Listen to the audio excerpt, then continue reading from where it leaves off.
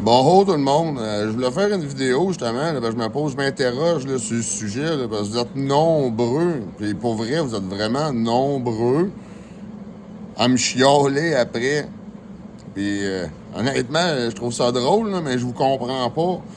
Fait que pour ça, j'aimerais vraiment ça que vous répondez en commentaire. Vraiment quelque chose de structuré, là, parce que je veux comprendre en fait. Vous me chialez après parce que j'amène les chiots chez le vétérinaire. J'amène les chiens chez le vétérinaire. Puis là, depuis le COVID, là, depuis que le vaccin du COVID a été lancé, là, tout le monde, là, le monde capote. Là. Fait que là, selon les dires, selon de plusieurs, c'est une grave erreur que je fais d'amener les chiens chez le vétérinaire. Fait que là, par expérience, je vais vous conter quelques anecdotes. Puis je veux que vous me répondez en commentaire, là. Ceux-là qui sont contre la vaccination des chiens, là, je veux que vous me répondez en commentaire. Vous savez qu'une femelle, elle-même, dans son lait, elle va créer des bactéries qui vont être transmises aux chiots, des bactéries intestinales, qui vont leur donner des vers intestinales. Avez-vous déjà vu ça? Avez-vous déjà essayé de purger un chien qui a des vers avec du vinaigre de cidre? Avez-vous déjà essayé? Moi, je vous le demande. Moi, en tout cas, j'ai pas eu de succès avec ça.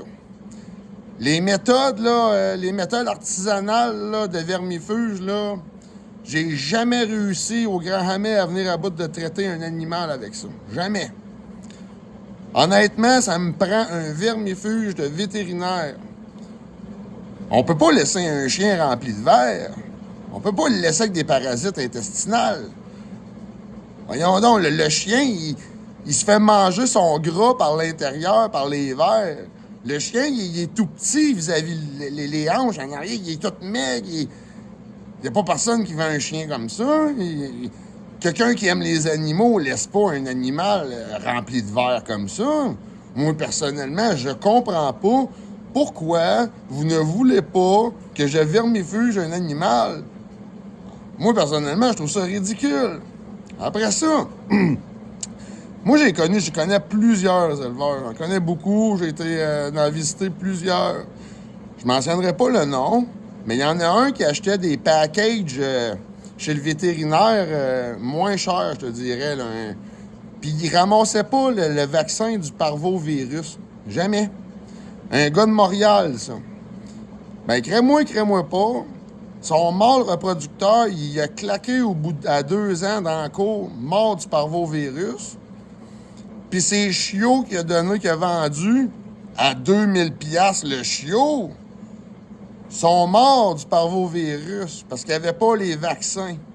Fait que moi, je me mets dans la peau du propriétaire qui achète un chien à 2000$, qui n'est pas vacciné pour le parvo, puis qui te claque dans les mains. Moi, personnellement, j'aimerais pas être tenu responsable de ça. De deux, je trouve pas ça humain.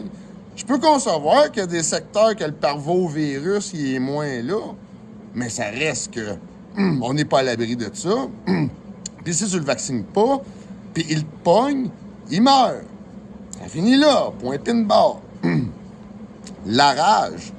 Moi, mon père, quand j'étais petit, là, il a négligé de vacciner pour la rage mon berger allemand. Puis on vivait dans le bois, en fait. J'ai toujours resté dans le bois. Puis mon berger allemand, là, il s'est battu contre un renard contaminé. Mais ouais.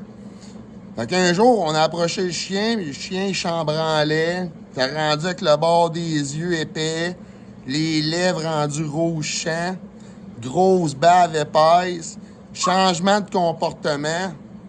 On s'est dit, il y a un problème. Le chien, il y a quelque chose. On a appelé le vétérinaire. Le vétérinaire nous a demandé de faire abattre le chien par la Sûreté du Québec. La Sûreté du Québec avait l'ordre de ne pas tirer dans la tête parce qu'il fallait garder la tête pour les analyses. Le policier il est venu chez moi avec un fusil de pointe, pas une carabine de chasse, un fusil. Pow, pow, pow.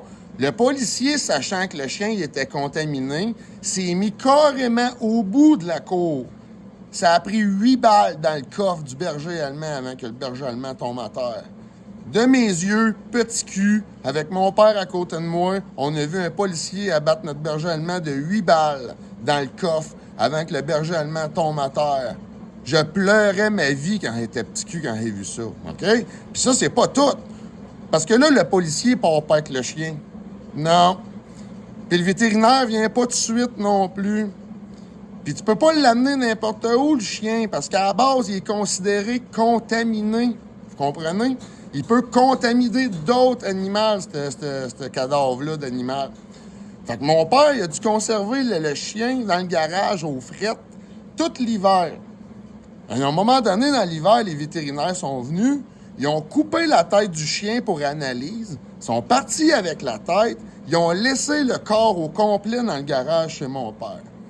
On s'est posé la question, téléphoné, à savoir où se débarrasser de ce corps-là. Ça a fini qu'au printemps, mon père s'est écœuré. Il a pogné le cadavre du chien. Il est allé à l'SPCA.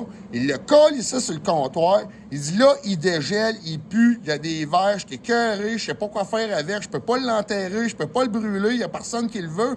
Il dit, vous allez m'en débarrasser. Tout ça pour un vaccin de la rage. Je peux pas concevoir que tu sois contre les vaccins pour les animaux puis les vermifuges.